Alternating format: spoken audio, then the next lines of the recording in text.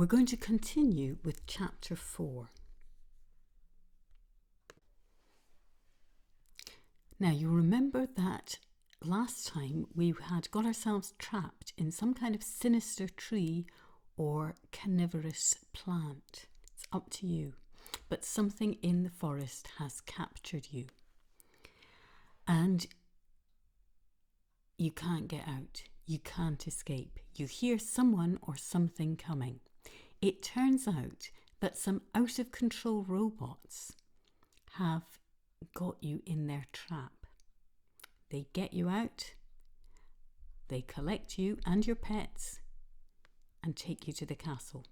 Now, your bigger pets, they're probably going to catch separately, but it's possible if you've got a small pet that could conceal itself somewhere in your clothing, they might not realise that pet was there, and that could be useful later on in the story. And here's something to get your imagination going for a jail cell. Pretty horrible, isn't it? You're put in this cell with your pets and you have almost no light. Or if you like, maybe your pets are imprisoned in the next door cell. It's up to you. Now, remember what we learned about describing setting in the chapter about the fearsome forest. You're going to use what you learned there, thinking about sounds, thinking about what you can see, maybe not very much, what you can feel, possibly even what you can smell, to create a really vivid description of this jail cell. I'm going to now show you some examples of jail cells that people have written in the past, and let's see what you think of them. Once I got both feet in the ground, I found myself being dragged along into a surprisingly well-kept cave with houses carved into the wall like a small village. I walked slowly through, desperately trying to avoid the curious stares from the strange creatures. He led me to a door with a small hole in it, covered in bars. Through the bars, I could see a dingy room, dark and deserted, and realised that this was where I was going to be imprisoned for the rest of my life.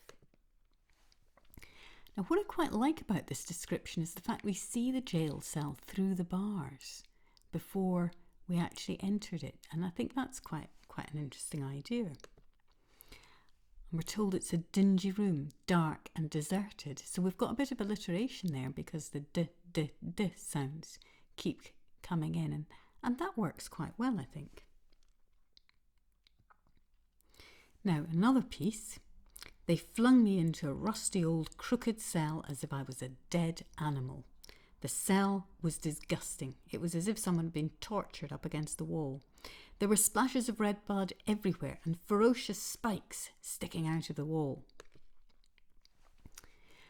So we've got a lot of really good adjectives here. Rusty old crooked cell. Always nice to have a few adjectives. And we've also got the details about the red blood everywhere and ferocious spikes. But sometimes if you see too much, it isn't actually that frightening. And that might be worth thinking about as well when you're trying to do your description.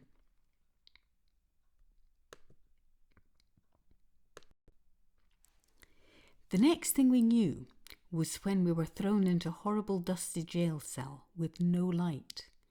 All I could hear was the clanking of chains. It sounded like it was coming from the other prisoners' cells. I could hardly see anything except lots of fine silvery spiders' webs surrounding the high rusty bars on the windows of the jail cell. Now, I really like that description because we've got the no light. And that means that already things are perhaps a little bit scary. We can't see everything that's in this jail cell. And sometimes what you can't see is scarier than what you can. And the next thing, we've got something that we hear, and it's quite a sinister sound, the clanking of chains. But we don't have any voices. We don't really know what those chains are doing. And then a really nice little detail, fine silvery spiders' webs. Now we can see the spiders' webs. The spiders aren't probably too far away. Most people don't like spiders. So that's a really good way of building a bit of tension into your writing. Surrounding the high rusty bars on the windows of the jail cell. So again, a really effective detail which helps us to understand a little bit about the problem we're facing, because we're not going to be able to get out.